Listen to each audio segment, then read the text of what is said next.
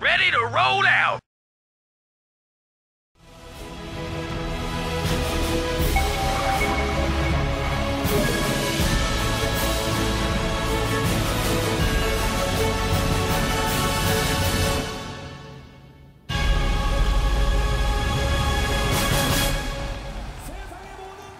Alright people, this is it. The 2012 Tving OSL Grand Final. The final. Anyway, this is JangBi versus Fantasy. The first instant rematch in OSL Finals history. And one of only 2 rematches in OSL Finals history. The other being Fantasy versus Stork. So these two rising like cream to the top again. And that's certainly no coincidence. They've both shown the best play out of anyone in this tournament. Especially Fantasy, who is undefeated. Still, he took down Flash 3-0, which only one other player can say he's done, and that is Stork.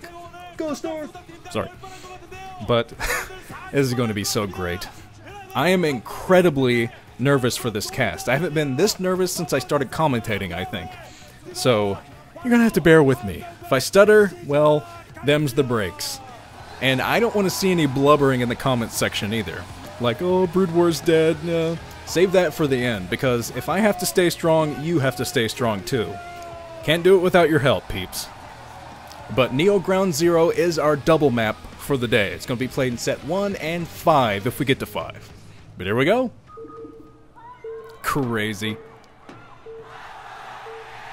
Yeah, and speaking of crazy, I expect a lot of crazy builds today from these two. Had plenty in the last OSL final, but let's do it. Except, cross positions down at the 5 o'clock, and purple is JangBi. That means up at the 10 o'clock, and teal is Fantasy. I think it's time to lay out the stats. Because as I was looking at the stats, I realized how dangerous of a player Fantasy is right now in this final. He is looking so strong. He's gone undefeated, as I said, which is just phenomenal. And JangBi is always riding by the seat of his pants in these things, it seems. Last season in particular, he made it through its tiebreakers versus Flash, barely made it through, and barely won the final. Fantasy is a ferocious finals player. Even when he loses, he always gets to the 5th game. In the Incruit OSL, the Batu OSL, and the Jin Air OSL last season, all went to 5 games, even though Fantasy lost. Took it to 5. And the one OSL that he did win was 3-0 versus Stork. I'll get over it. Where's my ice cream? Anyway, back to the game. I did get some stats going here. I can read those off right now. JangBi's versus Terran record is 58%. That is his best. And Fantasy's versus Protoss record is 65%. And that is his best.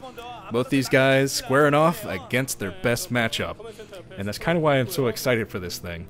Not only because the last season was so great, but this season's so much at stake. Yeah, you can see the sigh from Fantasy like, man, I hope I win this.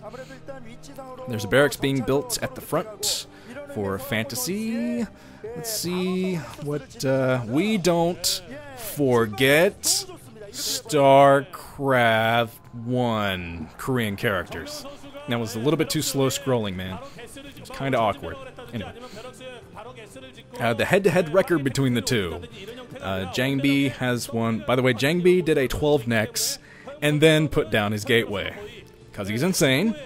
And yeah, Fantasy built his barracks down at that natural. So he could definitely send some Marines in if he scouts this early. He's going to scout at probably the 2nd position.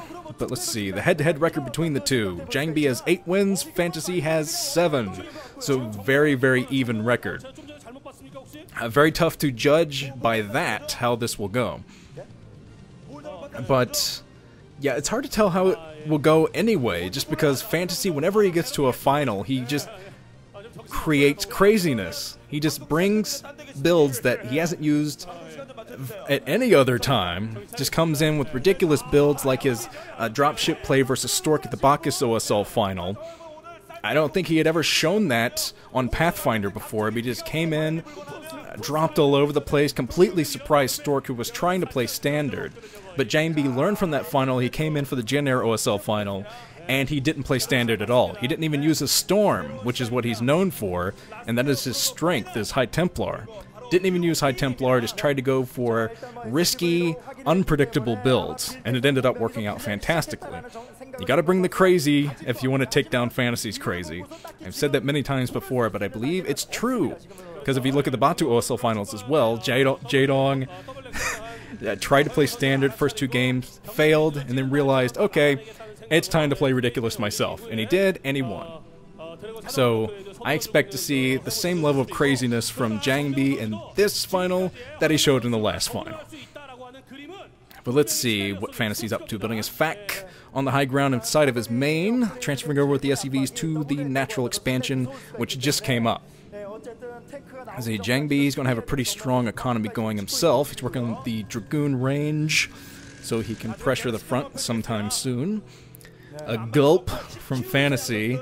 And I've seen some commenters point out the fact that when Fantasy doesn't feel threatened, he keeps his mouth closed. But when Fantasy's mouth is open, that's when you know he's about to throw down. And he's expecting some real resistance from the opponent. And he has his mouth open, so yeah, he's playing for keeps, baby. So JangBi was hiding up at the 12 o'clock position with the probe. And they're coming in with some Dragoons as well to pressure that bunker at the front. So you see the Comsat station for Fantasy, has his factory at the front, and working straight to the starport. Could be going for some excellent dropship play. He is very good at dropping vultures everywhere and just being a huge pain in the ass. But there is the robotics facility coming up now for JangBi. He gets rid of the SCV Scout, but not before the SCV Scout saw the robotics facility. So it's going to give Fantasy some excellent information. Okay, pull a couple of SCVs off the line to repair this bunker. As JangBi working on his third base over at the 3 o'clock. Going to try to take that. He's making a pylon wall to keep out the vultures, which are no doubt coming later in the game. A Fantasy without vultures, that is not a world I would want to live in. So I'm expecting to see plenty of vultures in this series. There's some more Dragoons coming in, pressuring that bunker. Fantasy pulling some more SCVs off the line, and he is getting up the control tower, so he is going to get some dropship play on soon, which will work out well on the cross positions here. We have plenty of places to fly with the dropships and be sneaky about it. But there's 2 more gateways being built by JangBi. Siege tank on the high ground, just within range of those Dragoons, so the Dragoons got to back off before they take more than just shield damage. So the Dragoons heading back home, going to try to protect the 3 bases that are up now for JangBi. Now it's kind of interesting here. I looked up the winning and losing records between the 2 players. In Fantasy, his winning and loss streaks are definitely up to par with the Legends. He has 12 win streak and a 6 loss streak, which is very close to Flash's 14 win streak, 6 loss streak, Bisu's 12 wins, 6 losses, and Jaedong's 13 wins, 5 losses.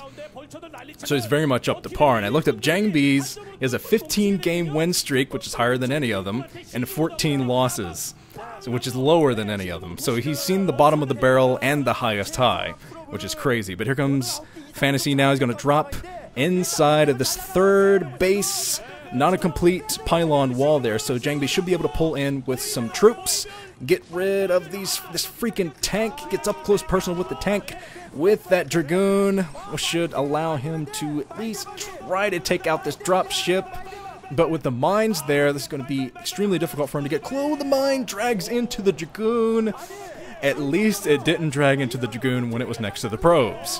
That would have been devastating. But here comes JangBi. Fantasy rather, again, behind this 3rd base. Oh, JangBi trying to micro against that mine, but I think he took the damage anyway on his shields on the Dragoons. But he gets rid of the dropship, he keeps that harassment from locking down that 3rd base. But he's going to have to be extra vigilant. We must be vigilant to protect that 3rd. see, another assimilator on the way for JangBi. Has 4 gate. Stargate coming up for JangBi. I think it was a second Stargate as well for him. Oh, fans going nuts in the audience. 2 Stargates, so this is most likely going to be a carrier build from JangBi. There's a dropship moving over to the 3 o'clock position again. Going to try to drop behind there, maybe with another tank, which would definitely be tough to fight back now that the Vulture's laying some mines, strategically placed mines to get any reinforcements to come up. But 2 tanks drop on the high ground. Kim Carrier, and they zoom to Kim Carrier because Kim Carrier loves him some carriers in the finals. So they're zooming on his face. But now JangBi trying to get back here. The mines being sniped again. Now there is an observer in the area. The 3 Stargates now from JangBi. JangBi fans in the audience going crazy. Oh my gosh, here comes the probe. Fleet beacon. Kim Carrier's yelling at the top of his lungs. Freaking carriers. So JangBi going to send some carriers out to tackle Fantasy. He's got to do some excellent mine clearing first. Fantasy was laying mines all over the place. So as soon as he clears the mines, make it much easier to maneuver out there. Actually be the aggressor towards Fantasy. Because Fantasy's still in the 2 bases. You're going to have to take a 3rd soon. But, let's see. JangBi's out in the middle of the map, trying to intercept any troops that should come down. Still got the 4 gate going, the 3 Stargates that are built at a position that Fantasy might not scan. Fantasy might not see this, since it is kind of hidden below his main.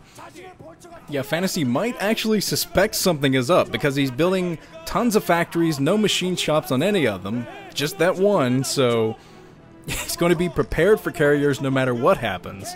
Has Goliaths out, probably just working on Star Sense at this point, making sure he's prepared for the worst possible scenario of carriers. Getting a lot of vultures out first, though, for the harassment. Yeah, Kim Carrier's going nuts. Look at this. That is awesome. He loves him some carriers. There's a +1 upgrade being researched on the Cybernetics core. Citadel of Adun on the way for JangBi. And here comes a ton of vultures. So let's see how many probe kills these damn vultures can get done. Fantasy hasn't pumped a lot of Goliaths yet. So actually what I said earlier might not be true. He might not have scanned this. You'd think that would be the natural place to expect to see the Stargates, though. So we're just going to have to find out. Only 2 Goliaths out so far that I saw. So Fantasy might just be pumping a lot of vultures first, because he needs to get some harassment done, take out the probes, and then he'll focus on the Goliaths. But he's already in a great position to deal with these carriers. With that many factories, he can just pump non-stop Goliaths and he'll be fine. But there goes JangBi just hanging around, trying to hide his carriers right now. He's got them right next to the Stargates. Let's see. Yeah, the vultures hanging outside of that 3 o'clock base, trying to get close. Going to have to kill the pylon wall first, though, and probably lay some mines to keep away the reinforcements from JangBi. But the tanks are at the low ground. JangBi going for the counterattack. He's not even pulling back to protect that 3rd base.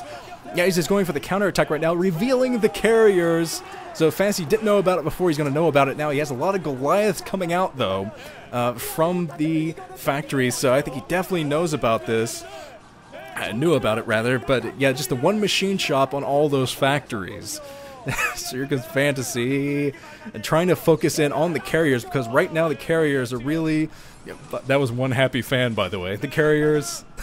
The only thing that JangBi really has to protect his bases right now. He's just grouping up with some Dragoons, pumping some Zealots as well to hold that choke. But the carriers are going to have to get this done. Snipe the Goliaths first, and then you can go for the tanks. Yeah, the tanks being the critical part here, but Fantasy's backing off. You have Fantasy backing off with his army, kind of running back to the main. But JangBi fans are going nuts, because JangBi has done so much damage at this natural. Fantasy putting a tank on the high ground, which should be enough to keep away JangBi from that natural now.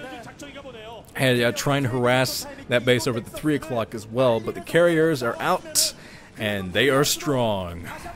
Big groups of carriers are so hard to deal with for a Terran.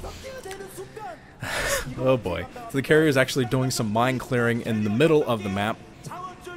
And JangBi is expanding down at the 6 o'clock base now. He's going to have to start expanding all over the place to support these carriers.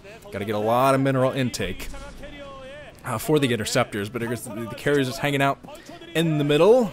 Moving up to the 12 o'clock base, and could go for some carrier harassment now versus Fantasy. Yeah, the observers are pointing out there's still only one machine shop on those factories, so Fantasy is committed to a heavily Goliath-centered build to fight back these carriers. Yeah, he has that Charon boost upgrade already, trying to kill the interceptors first. Chem carrier going absolutely crazy. Absolutely nuts. But the carrier's probably going to try to focus in on that command center, kill the command center, up at the 12 o'clock base, fighting back the Goliaths. Here comes JangBi's entire army coming up to this 12 o'clock. JangBi is just focused on killing the 12 o'clock. Ooh, kind of a grimace there from Fantasies, having trouble fighting back this attack from JangBi. Here comes JangBi, still focusing in on the Goliaths, killing the Goliaths. He has the command center burning. It's not down to yellow, though, I think. Sniping some SCVs, killing a bunch of SCVs as the Goliaths come in to protect that. So the Goliaths actually doing a fairly good job of just keeping those carriers at bay, but still so many carriers. Another one coming into play for JangBi. I saw one go down in that clump, but still quite a bit left, and JangBi is keeping his carriers in motion, which keeps the interceptors under the carriers, so they all come out at once you attack. If you stop with your carriers, all the interceptors go back in, and they have to go out one at a time after that, so you have to keep them in constant motion. And JangBi's done a great job of doing that so far, but there's Fantasy trying desperately to repair that command center, but he's basically lost all mining at that 12 o'clock. Critical third base, as JangBi has already established his fourth base. So JangBi just very ahead as far as macro goes. GG from Fantasy. Could not get out enough Goliaths to deal with that and protect the 12 o'clock base. So JangBi takes game one, showing a little Protoss power early in the series. So okay, without further ado, let's move on to the second set.